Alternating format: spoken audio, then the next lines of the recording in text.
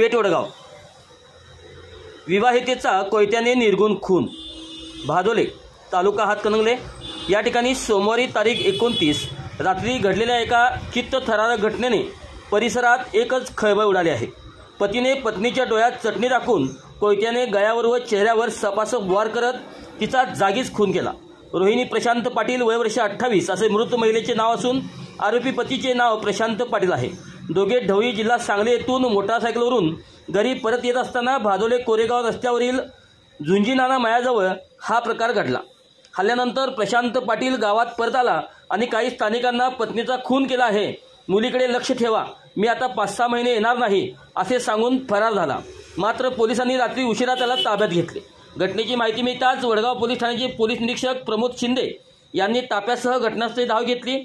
पंचनामा आणि गुन्हा नोंदवण्याची प्रक्रिया सुरू असून या निर्घुण खुनामुळे नागरिकांमध्ये तीव्र संताप पसरला आहे। अशाच बातम्यांसाठी आमच्यासोबत कनेक्ट रहा।